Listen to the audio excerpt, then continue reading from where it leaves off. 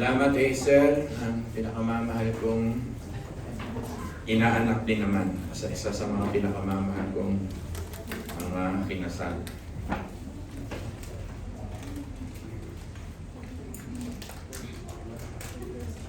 Okay ba kayo, mga minamahal? Ha? Sige, tayo ay manalangin muna sa Diyos. Concentrate. Dear Heavenly Father, salamat po sa ekspresyon ng pagsamba. Salamat po sa awitan. Salamat po sa mga tumatayo sa harap. Sa voluntaryong pagkita nila, Panginoon, na ang Diyos ay karapat-dapat pagtikuran, karapat-dapat dulutan ng aming pagluwalhati at papuri. Ingatan niyo kami sa makikinig na aming mga salita. Naway maagaw ng ibong mandarakit ang inyong mga salita. Meron kaming daladalang buhay, daladalang maisang sa buhay ng mga salita. Salamat po ng marami, pagtubayan niyo kami sa pamamagitan lamang ng katalinuhan ng Banal na Espiritu. Papakumbaba kami sa inyong harapan, Panginoon. Without your grace, we are nothing. Wala po talaga kami. Biyaya mo lang ang dahilan kung bakit kami may ministeryo. Kung bakit kami may paglilingkod ay hindi dahil ginusto namin, kundi biyaya mo lang. Maging sa pagtayo ko sa harap ng ito, it is all by your grace. And all of the glory belongs to you. At ano man ang aagaw ng bagay patungkol sa papuring ukol sa iyo ay pinagsisisihan at isinusuko namin. At ikaw na nga po ang siyang maitanyag sa umagang ito. In the mighty name of Jesus we pray. Amen. Salamat. Yan. We have so much history with our God. Sa mga nilagay ko sa Facebook ko yun. We have so many history with our God. Don't ever doubt Him. 1989, mga kilala ko bilang Diyos at tagapagligtas. 1991, nung nag-full-time na halos ako sa ministry. Ups and downs, but that history with God, never doubt na sa aking buhay para pagdudahan pa siya, para lapastahanin pa siya, para iwanan pa siya, para pagdudahan pa siya, para laanan mo pa ng tinatawag ng buhay na parang hindi mo ibibigay yung best mo para sa Panginoon. Katulad ni Haring David, I will not offer anything that will cost me nothing. Di ako maghahandog sa Diyos na walang bagay sapagkat nakilala niya ang Diyos na dapat paglingkuran. At nawaganan ko ang ating mga maging mindset. Amen po ba, mga minamahal? Today, we will talk about the 3 solid truths for our ministry. That's 3 solid truths for our ministry. For us to continue in the ministry, for us that we can stand for the ministry, for us that we can serve for the ministry, and for us to give glory to God. The 3 solid truths. The TGP principle. Barito niyo ba yung TGP? Sa aming mga nagtitipid. Pwede na yun. Sa totoo lang, gumaling ako dyan sa TGP. Pero kung may budget, Mercury. Pero pag kulang-kulang ng budget ng konti, TGP. TGP, we will talk about our triumphs. We will talk about our glorification.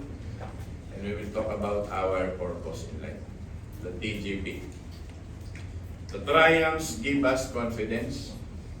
The glorification give us hope. The purpose give us mission or steadfastness. Nakikinig po ba kayo mabuti? Triumphs. Ano ba yung sa Tagalog yung triumphs? Hindi po ito yung sinusuot ng babaeng triumphs.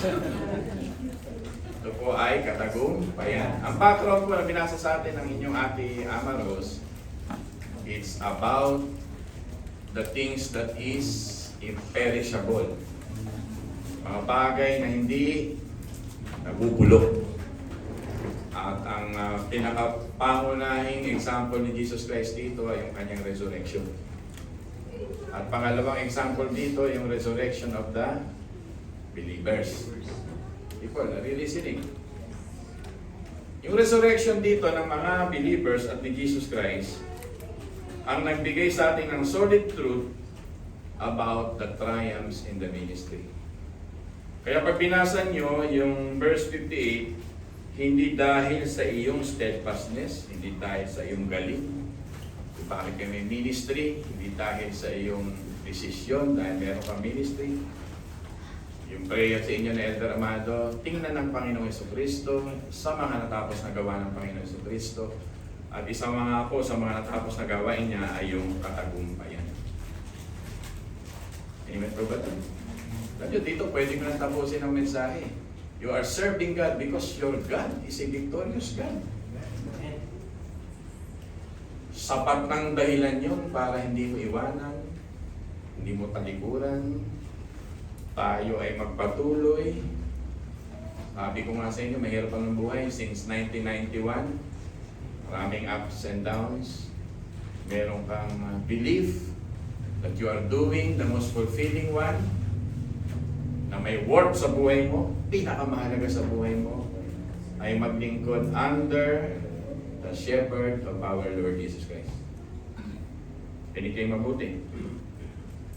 The impact of that victory, raising from the dead after 3 days, firstborn, ay magiging impact din sa mga mananampalataya pag namatay tayong lahat. Balang araw. I-raise din tayo ng Panginoon. The triumph give us confidence at nagre-replace sa ating mga fears, sa ating mga gawain at paglilingkod. It changes our mindset. It changes our soul. It replaces our fears.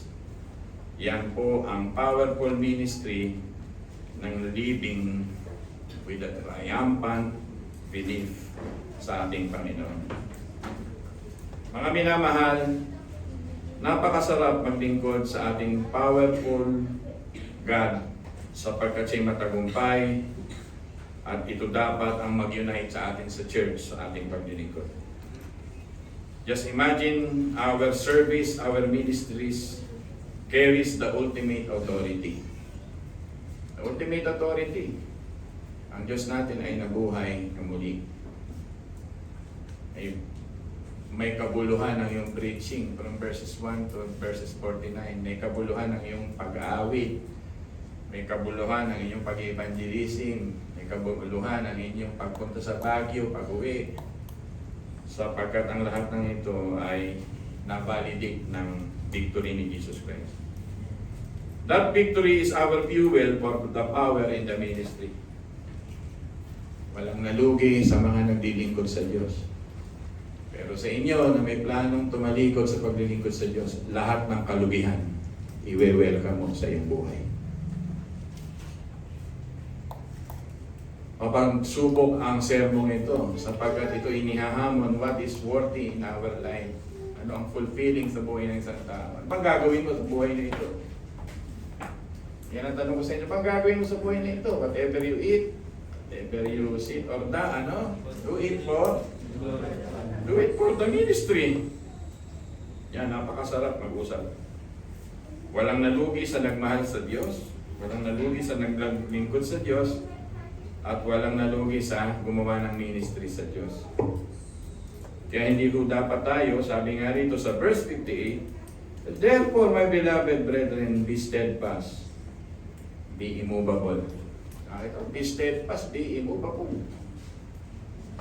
Kagat lang ng ipis na imumove ka na. Diba? Always abounding in the work of the Lord. Hindi ka nag-a-abound pagka hindi ka tumitingin sa victorious standing and position. But in positive sense, you are abounding, you are immovable, and you are steadfast. Whenever you believe, you are victorious in Christ. Amen po? Simula pa lang ho yung mensahe ng triumphs in Christ. We do not fight for victory. We minister from a position of victory already won. Hindi tayo naglilingkod para manalo, para magwagi. Naglilingkod ka dahil panalo ka na. Amen ba dun? Kaya ka nga hindi hihinto. Kaya nga sabi ng Panginoon sa iyo, your labor in the Lord is not in vain. Pag naglilingkod ka sa Panginoon, may pumansin man sa iyo o wala man nag-appreciate sa iyo, walang nag-validate sa iyong tao, okay lang. Pag ginagawa mo sa Panginoon, still you are in the position of victory. Hindi mo dapat iwan talaga ang ministry sapagkat nasa vantage point ka kay Kristo of winning.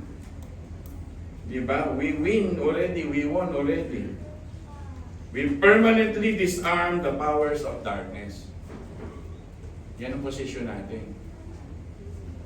Diba? Yung nagpunta nga kami ni Candy sa Bataan, alam kong nakasubaybay ako talaga sa masamang panahon. Pero hindi ko pwedeng sabihin, hindi ako dadating yan. Speaker ako dun ng anniversary. Ako talagang white na white yung karsada, nagkwento ko nga sa inyo. Pero sa loob ng utak ko ay already disarm the powers of darkness. Magpipreach ako sa takdang oras kahit umuulan. Umulan nga dun. Pagtapos mag-preach, bumaksak pa ulit yung ulan. Yung mga sasakyan na paparada sa tamang paradahan, hindi na pumarada kasi putik. Naglakad ng mga miyembro. Kahit naglakad ng mga miyembro, hindi sila absent. Kahit nagaganda ng mga suot nila, still, they are in the position of winning. They worship the Lord. Putik yung inakaran ni Gandhi sa ilalim ng mga puno. Kaya ako nag-rubber shoes, nakagayak na ako ng gano'n. Hindi ako nagdala ng mapupormang suotin doon. Just imagine, we permanently disarm the powers of darkness. Bakit ka pa hihinto sa iyong paglilingkod? Ano pa magdi-discourage sa iyo? Diba? We are fighting no more. We are giving and enforcing eviction notice to our enemy. Nasabi mo sa enemy, ano sabi nung sinasabi ni Jesus Christ kay Peter? Lumayo ka sa akin, Satanas. Ganon ang banat. Pag nalilingkod tayo. We are not begging for God's help. Hindi na. Inaano na natin, meron na tayong notice, eviction notice sa lahat ng ating kaaway. At sinasabi mo sa kanila, the kingdom of God already arrived and I am here to serve the Lord. Ganon ang ugali ng mga winners. Hindi tayo tumitingin sa mga tao. Pag tumingin ka sa tao, boom, baksa ka. Tumingin ka sa vantage point that you already won the battle because of the crucifixion of Christ. And God raised Him from the dead. Magbabago ang ating mga pananaw sa buhay ng minamahal. Imagine mo ang Panginoon mong pinaglilingkuran, sabi sa Matthew 16:18, at ang mga pintuan ng Hades ay hindi magsisipanig laban sa Kanya. Bakit ko tatalikuran ang aking Diyos na kahit even the gates of hell cannot prevail? What an authority. All authority is giving unto Him. Go and make disciples. Matthew chapter 20. Tapos titingnan nyo mga kahinaan ng mundong ito. Yan ang ating posisyon na binabanggit sa inyo ng Elder Bong nung nakaraang first week ng August. At sinasabi ko naman sa inyo yung future natin na tinapos na ng Panginoon. Pinag-usapan natin yung past dun eh. Ang victory natin ay past, present, and future. At yung 1 Corinthians chapter 15, the victory settling all the seasons of life of all believers. Napakagandang verses and text nito na binabasa natin. Ano ba ang sabi sa verse 57, mga minamahal ko? But thanks be to God who give us the victory through our Lord Jesus Christ. Sabay-sabay nga natin sabihin ito. 1, 2, 3 go. But thanks be to God who give us the victory through our Lord Jesus Christ. Ang sinasabi lang ng Panginoon sa atin, enjoying our victory. Dapat meron ka na ngayong ugaling ongoing enforcement of victory. You occupy your enemies. You occupy the human hearts. Diba? Ito yung sinasabi ng 2 Corinthians chapter 2 verse 14. The victory procession ng isang Roman general ay nasa harapan habang sila'y naglalakad at lahat ng mga nasa likod nila ay naghahagis ng mga fragrance of flowers. Ini-welcome ang kanilang victory. Tayo naman ay dinidismantle natin ang lahat ng kabahuan ng kadiliman dahil sa bango ni Kristo na dala natin. Mabango si Kristo. Siya yung general natin at hindi dapat natin siyang ipahiya. He is our general, not your Pastor Ariel. I am not your general. I am just a servant of Christ also like you. Pastor, nasa first point ka na. Hindi na sinasabi mo. Mag-enforce ka na. Suko na natin sa ating mga puso, ang ating mga... The center of sin is letter. The center of pride is letter. Ako yun. Ikaw yun. Dapat ang sentro, sabi nga ng prayer ng Kuya Amado nyo kanina, si Kristo itong katulingin. 3 beses kong binilang sa prayer niya yun. Sa natapos na gawain ni Kristo, sa natapos na gawain ni Kristo. Imagine ninyo mga kaaway na rito, yung mga tinatawag na, yung mga gusto ng mga taga-Korinto, tao may credentials. Kaya nga dito, hinahanap nila, doon ako kay Apollos, dito ako kay Sipas. Pakinggan po natin ang salita ng Panginoon. Dito, pinaglalaban niya rito yung mga Jewish identity, pinagmamalaki ng mga Hudyo rito. Kami galing sa Hudyo kami, Hudyo. Maraming apostles na Pauls dito. Ang tawag ni Apostle Paul dito ay deceitful workers.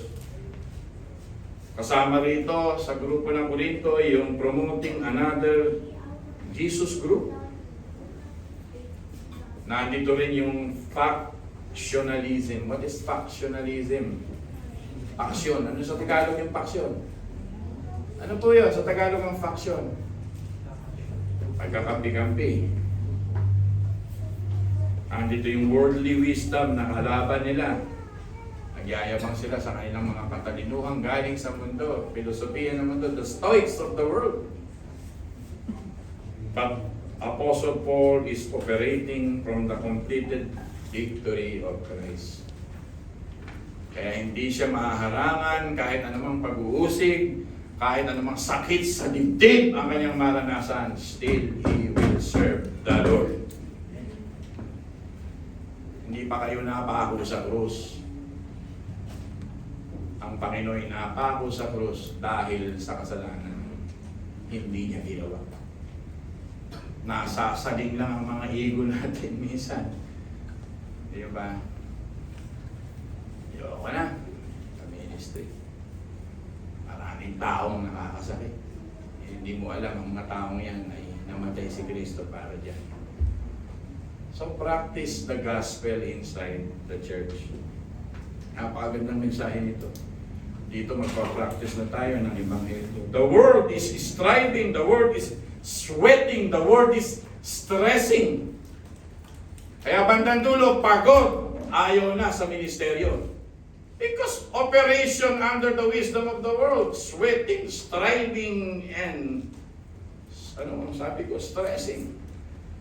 Pero kung may finished work na si Jesus Christ, yung victory, it means you are resting only, you are abiding only, you are receiving the finished work of Christ. Tapos na. Isinigaw niya ang isang salita sa 7 wika. Ano ang sabi ng Panginoon? It is finished. Sabi ng mga taga-Finland, kami yun. Natawa kayo.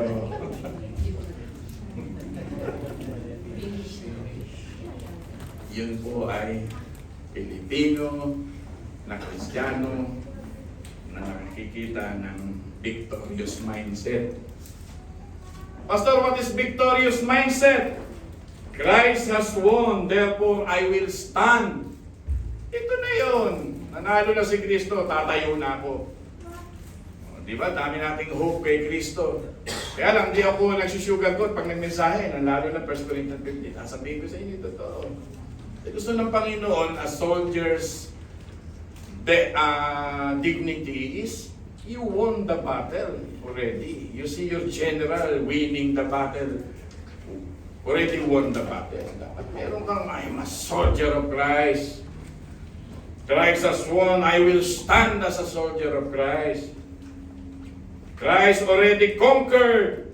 Kahit may struggle pa. Hirap naman sa ministry, hirap naman paglilingkod na yan. Kaya mahirap dahil galing sa iyo yung lakas.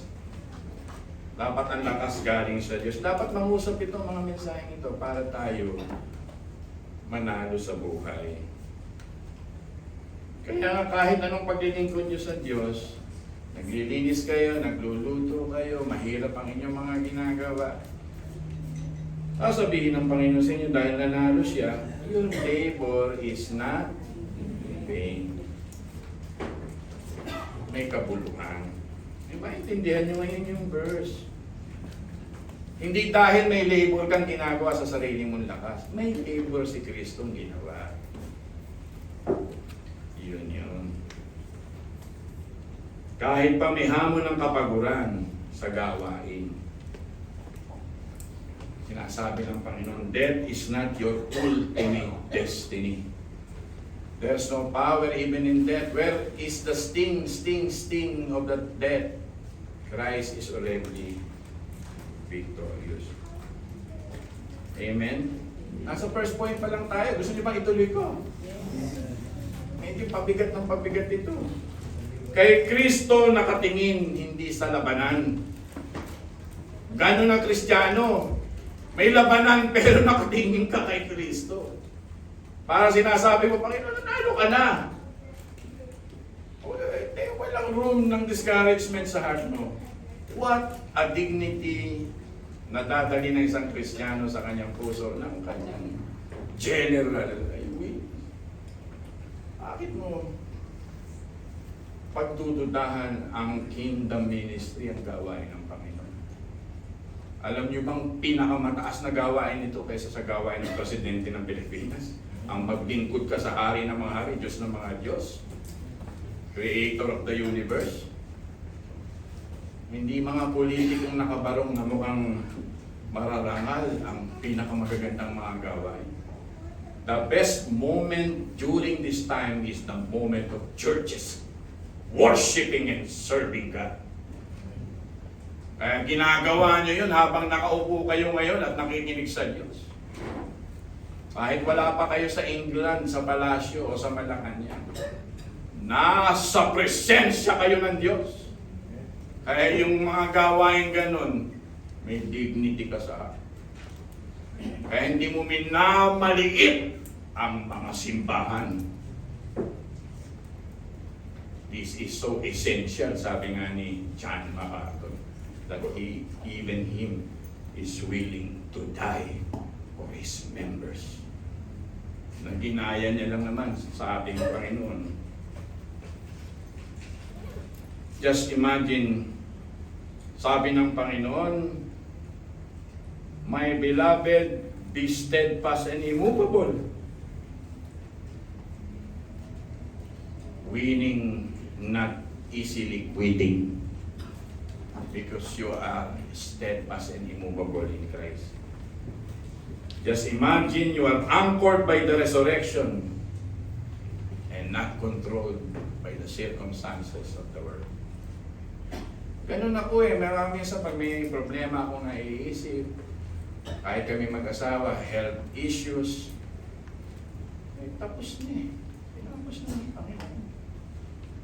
Bakit pagdududaan ko ba ang maglingkod sa Panginoon? Habang nga ako'y nagkakapagsubok, habang nagkakapagsubok kami mag-asawa, hindi rin naman kami ligtas sa pagsubok eh. Hindi nyo lang alam eh. Hindi kami ligtas. Malalalim pa nga pinagdadaanan namin eh. Hindi ko na lang makwento sa inyo eh. Baka bigla kayong maawa. At pag naawa kayo eh, treat nyo pa ako sa Starbucks araw-araw. Pag iniisip ko na lang na victorious na si Kristo, I am resting, I'm just abiding, and I'm just receiving the favor of God. Not stressing myself. Diba? Hinihirapan mo yung loob mo. Eh dapat nag-rest ka na kay Kristo. Amen ba itong people of God? That's the first point only. May dalawa pa tayo. Second is that glorification. It gives us hope. This is our destiny, mga minamahal. This is the similarity of Christ and the believers. Naghihintay sa atin ang glorified things, glorified bodies. Makakaranas tayo ng mga bagay sa gloria. Verse 50. Now I say this, brethren, that flesh and blood cannot inherit the kingdom of God.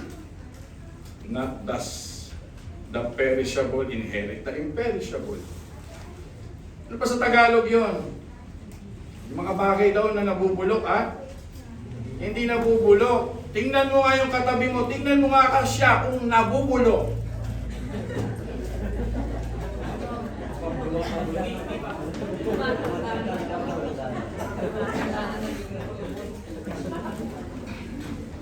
Kristiyano kayo, kahit ano pa dinaanan nyo sa buhay at mabigat pa, tingin sa inyo ng Panginoon, hindi ka nabubulok.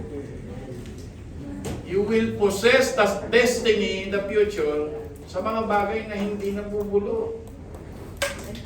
Kahit magkasakit ka ngayon, lagi ko sinasabi kay Candy sa inyo na nagkakasakit.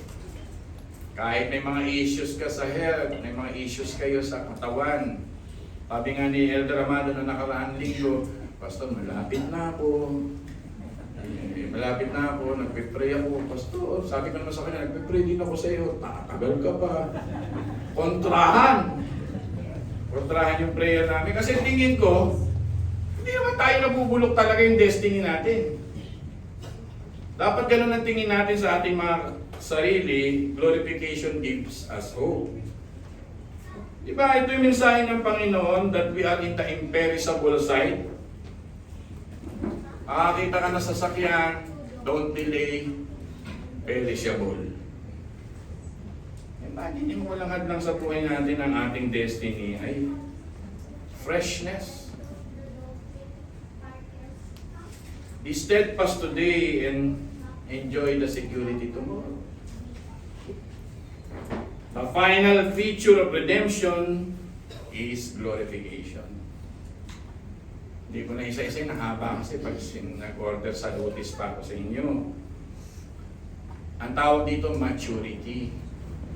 You will reach maturity in your heart na kahit ano pang dumana sa puso mo, ina-advance mo, ang mindset mo, masaktan man ako rito sa lupa, merong naghihintay sa aking future.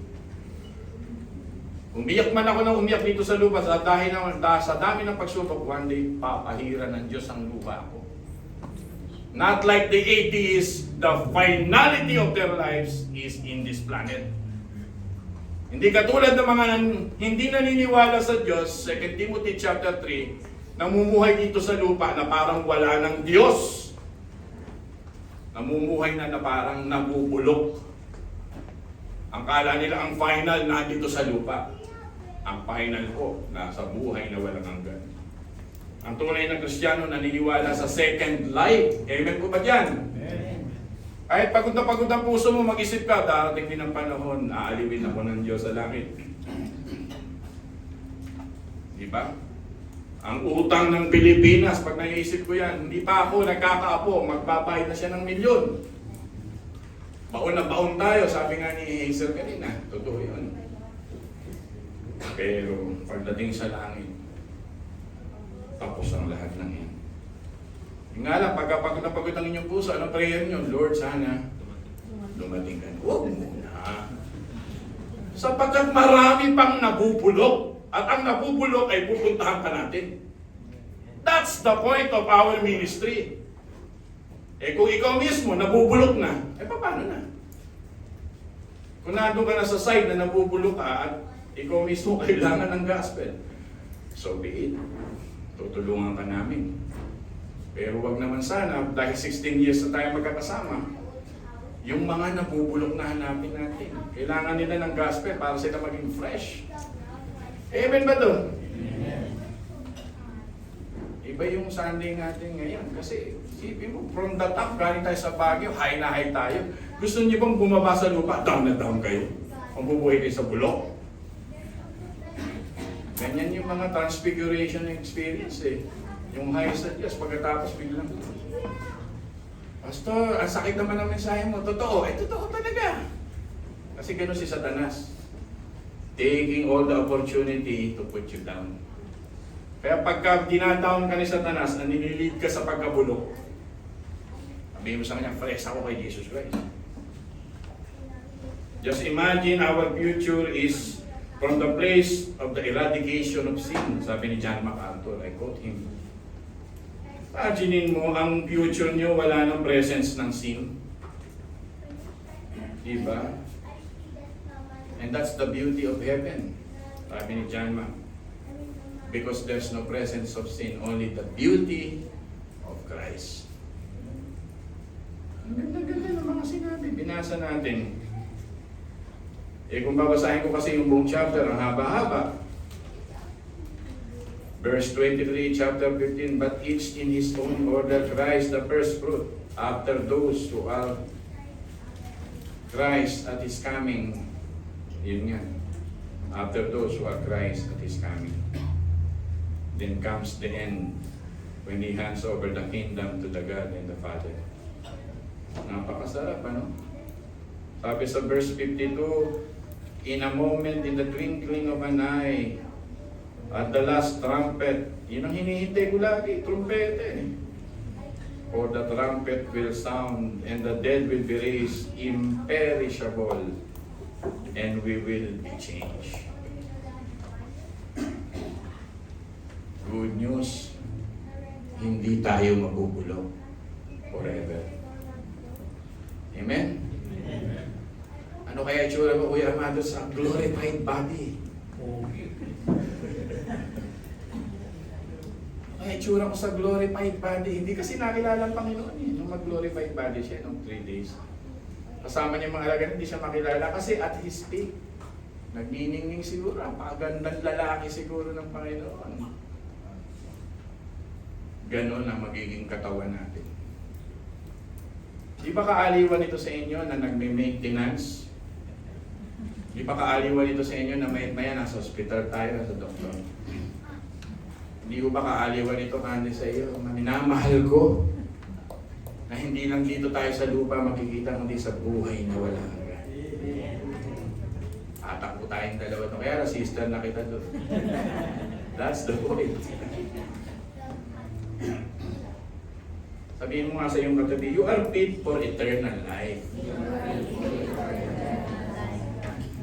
The ultimate conformity to Christ is the purpose of glorification.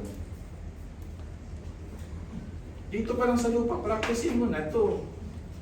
Na yung katawan mo ay inihahanda mo na maging conform kay Jesus Christ.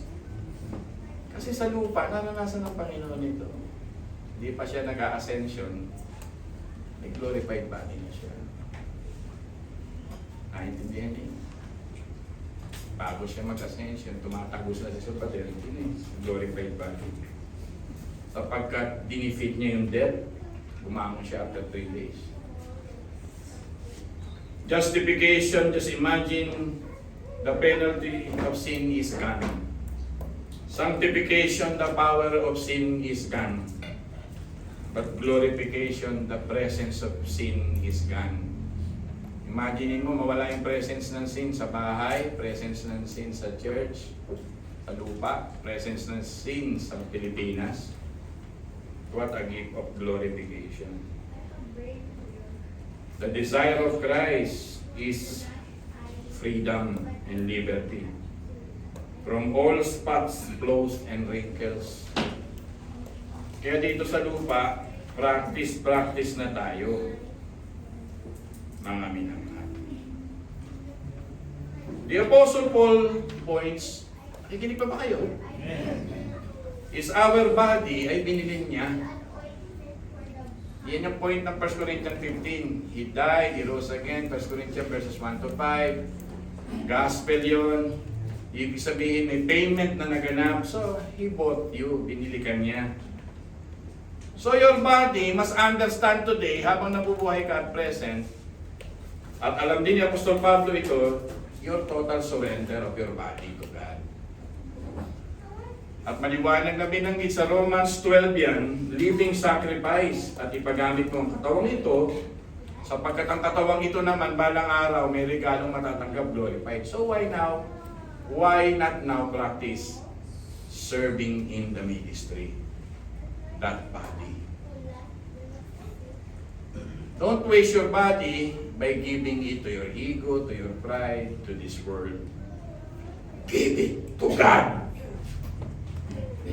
Ang katawang yan, hindi mo na pag-aari. Pag-aari yan ng Diyos, yung glorified body mo, binili niya yan.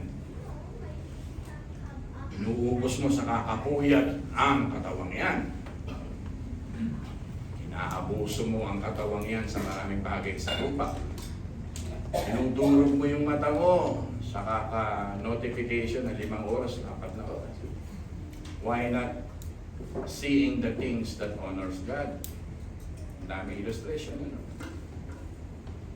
Spending your feet, saan nagpupunta yung paang yan? Sa mga, nung araw, sa mga video games, nung araw pa yan. Di ba, Gabi, nung araw, ano? Eh, buti ngayon may cellphone na. Why not spend that legs going to the church? That's the living sacrifice. Holy and pleasing to the Lord. Kamusta na ang inyong mga katawan, mga minamahal? Kamusta na po? Just imagine the beauty of Christianity that our God resides in our own body. Walang relihiyong nagturo na ang Diyos ay tumira sa tao. Relihiyon lang ng tunay na mga Kristiyano. Na ang ating katawan ay templo ng Diyos. Hindi ba dapat ipagamit dapat ito sa Diyos? Hindi ganyan magturo ang Buddhism. Ang katawan ay templo ng ipis. O templo ng anumang incarnation. Ano tawag nila dyan? Ano tawag yan? Napakadami. Hindi katulad ng mga atheists, the life on this planet, pagkatapos wala na. Sabi ng mga agnostics, dito lang sa lupa ang buhay. Pero katawang ito, ang mindset natin, mga minamahal, listen, nandito tayo sa second point. What will remain forever? Ito dapat ang yung mindset. Saan ko gagamitin ang lupa akong katawan? Huwag mo titingnan how difficult ang ministry naman. Daming hindi nakakasundo how difficult naman ang ministry. Why not, what glory is coming to me? Yan yung mindset. Ano ba yung nakahandang gloria na inihahanda ng Diyos? Lagi mo sinasabi, ayoko maglingkod, I'm weak. Eh, bakit ayaw mong isipin that one day you will raise again like Christ? Diba? At dito papasok na naman ulit yung makulit na verse. That's why our labor in the Lord is not in vain. Amen? Second point pa lang. Wala pa ako doon sa third point. Our mindset, itong dapat sa atin, never be defined by this broken temporary world. Our mind must defined by eternality of Christ. Provided for us already. Tingin ka kasi ng tingin sa temporaryong bagay. Sabihin mo nga sa katabi mo, tingin ka kasi ng tingin sa temporaryong bagay. Kaya nakupulo ka. Totoo yan. Tumanda na ako sa ministry. Alam ko na yung sinasabi ko. Lahat ng sakit mararanasan mo sa ministry, katulad ni Kristo na ipako nga siya sa krus. pero nakatingin siya sa kanyang ama. Nakita niyo, natapos niya, it is finished. Yan po. Our present bodies have an eternal destiny, and that is called glorified. Should transform us right now, how we use them right now and today. Ang ating katawan na hindi natin pag-aari, sabi ni Apostol Pablo, unang Korinto 6:19 at 20.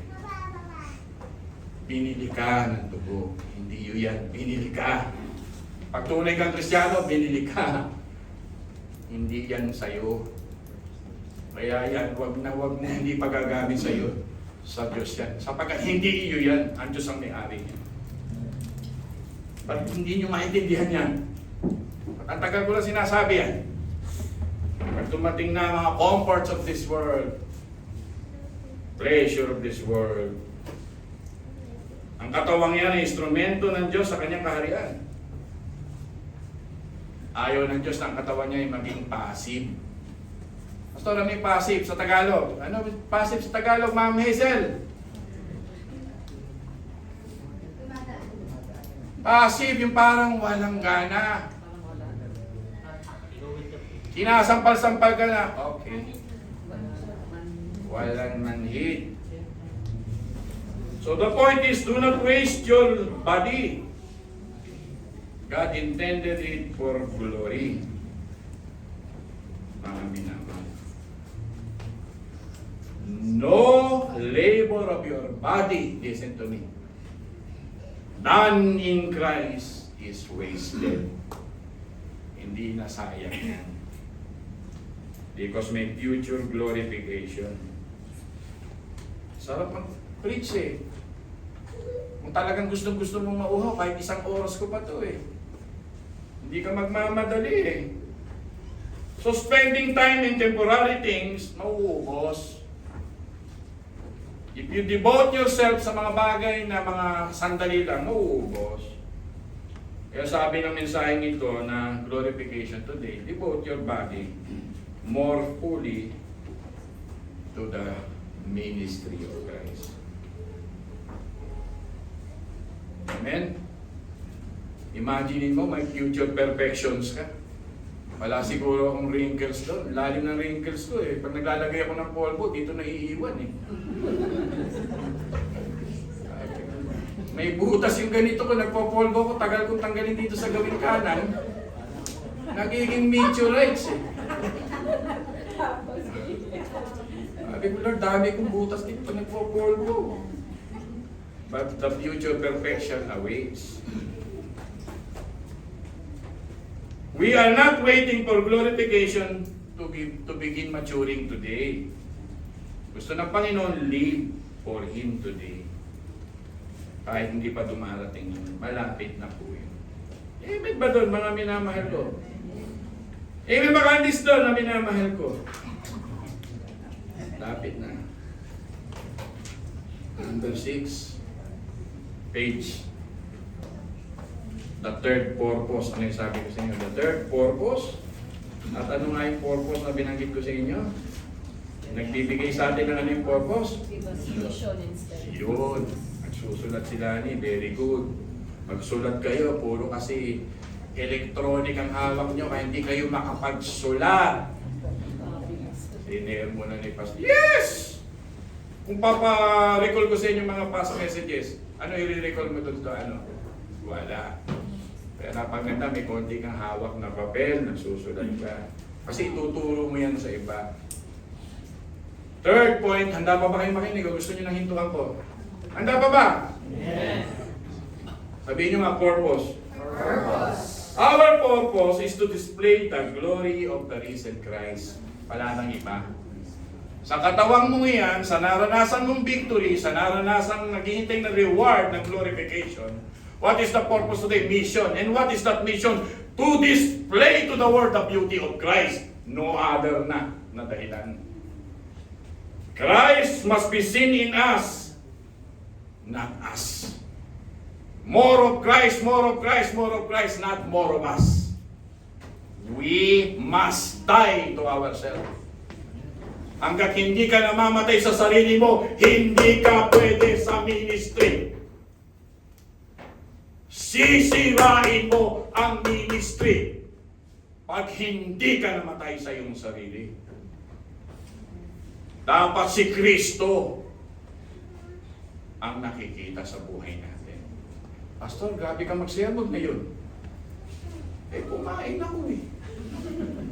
Malakas ang energy ko ngayon. Hindi ba kayo nawiwindang dito sa salitang yon? Deny yourself, take up your cross, and the purpose is Christ, not us anymore. Pastor, pinapako po nila ako sa krus. Ano? Ang Panginoon mo pinako sa krus. Pastor, inuusig po nila ako. Ano? Ang Panginoon pinatay. The center of that pride is I. Kung gusto mong magtagal sa ministry, today you will surrender it to God. Huwag mong lalabanan yun sapagkat ang palalo ibinabaksak ng Diyos. Pero nagpapakumbaba ka sa harapan ng Diyos, itataas ka ng Diyos. It is the message for each one of us. Huwag kayo nakikinig ng mensahe, para sa Kanya, para sa Kanya. Ang mensahe, sabihin mo, Lord, para po sa akin ito. Talaga. Para rin sa akin ito talaga. Dahil may mga time minsan, pag ako'y nainis, iba akong mainis eh. Nagbibuisit din naman ng pastor. Bakala niyo ba sa akin ni Anghel? Minsan nagiging anghel ako ng iba.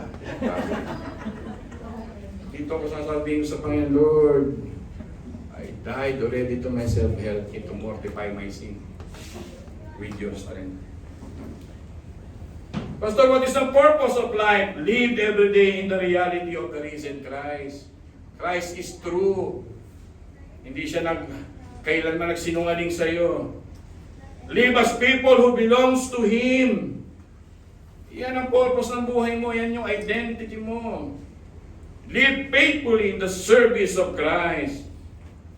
Sabi nga ni Spurgeon, men have to be very faithful to Christ if they are to avoid being sinful. Pag hindi ka raw naging matapat kay Kristo, sigurado hindi mo maiiwasang maging isang makasalanang totoo. Ano po yun? 3 beses kong binanggit, to live for Christ. Again, just imagine your Lord. Imagine your Christ. Imagine the Holy Spirit. He lived among us. Our purpose in life is not to make, again, much of ourselves, but to make much of Christ until glorification. Amen. Last verse, last pages. Tapos na. Akala nyo ba madaling gumawa ng sermon? Hindi ako natutulog. Akala nyo ba madaling gumawa ng sermon? Pinanandalangin ko bawat isa sa miyembro. Sinusulat ko ng aking kaluluwa, kulang na lang pumatak ang dugo ko. Para makita mo ang kagandahan ni Jesus sa buhay mo. Hindi ang sarili mo. Hindi mo alam yon. Kaya ko sabihin ito ng 1 oras, pero 1 linggo, 2 linggo. I am struggling seeing each one of you in my prayer and life. Kung alam niyo yun, sana makita niya kung gaano kakaganda, Panginoon, upang siya'y mabuhay para sa iyo. That's my prayer. Hindi ko pinagmamalaki yun. Yun siguro ang kasama sa labor in the Lord. Mga minamahal. Imagine you are displaying the beauty of Christ. And you are leading others to the beauty of Christ, the treasure in Christ, and beholding and delighting in Christ. And that is the reason of your existence. Wala nang iba. Sabihin nyo nga sa umaga nito, Christ is the purpose. Yun ang tunay. Ano pa ba purpose mo sa buhay mo, sa mundong ito? Pastor, maging sikat, maging vlogger, ma-recognize na mundong ito, sana magaya ko si Ivana, milyon-milyon ang kinikita. Ganyan ka. Sana may achievement. Sana maging mayaman. Ano sa yan eh. Pero kay Apostle Pablo, to live is Christ and to die is Christ. Handa pa ba kayong makinig? Last na page ka. The beauty of Christ ay pwedeng makita sa iyong home. Pwedeng makita sa iyong work. Pwedeng makita sa iyong ministry. Even pwedeng makita sa iyong suffering at hinanakit sa umagang ito. Sa iyong mga weaknesses. That in spite of this, I am here, O Lord. I attend church. I surrender my life. Because I want everybody to see Christ is the most important in my life. Diba? Diba? Mami naman. Make your ordinary moments. Kahit ganito pa yan, kahit umuulan pa yan, makita na yung mga mahal sa buhay that Christ is so visible in you. For we are not proclaiming ourselves, but Christ Jesus as Lord. My life exists to glorify God, to know and treasure and display the beauty of Christ in every area of my life. And the last statement that I wrote, help me to lead others to behold, to love and to trust and worship the Lord, until the day I see His beauty perfectly in glory. Amen ba doon? Handa ba para kay Kristo? May naintindihan niyo yung 1 Corinthians 58? Yun yun. Tayo po ay manalangin, mga minamahal ko. You brought us here, O God, sa church na ito. Each one of us needs you. Walang malinis sa inyong harapan. We are not worthy. Lahat kami. Iba-iba ang aming mga kasalanan. Lantad, nakatago, hindi naihayag, noon pa namin ginawa. Pero lahat kami sa inyong harapan, sa biyaya lamang ay tinawag mo kaming santo. We are called saints because of that grace.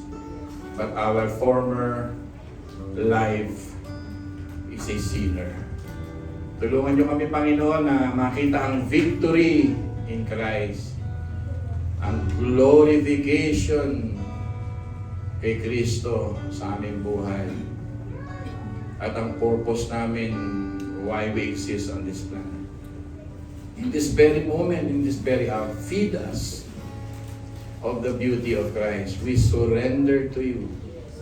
We ask the power of the Holy Spirit to guide us, to convict us, to embrace us, to teach us, and most of all, to lead us to our Lord Jesus Christ. Bless Shepherd's Heart Church at maunawaan nila ang pinakamataas na pagkakatawag mo ay naririto sa iyong presensya sa mga oras na ito. Help us to behold, to behold, to behold the our treasure in the beauty of our Lord Jesus Christ. Ama, maraming salamat po. Ito po ang aming samang dalangin na lahat po ay magsabi na